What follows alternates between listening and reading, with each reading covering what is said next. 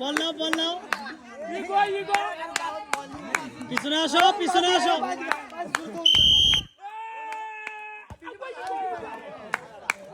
Last chance Yes!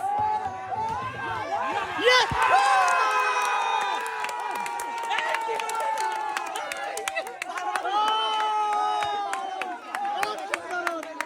অসাধারণ 12টি পুরস্কার পাচ্ছে 12টি 2 প্যাকেট আটা 2 প্যাকেট সিমাই 2 প্যাকেট চিনি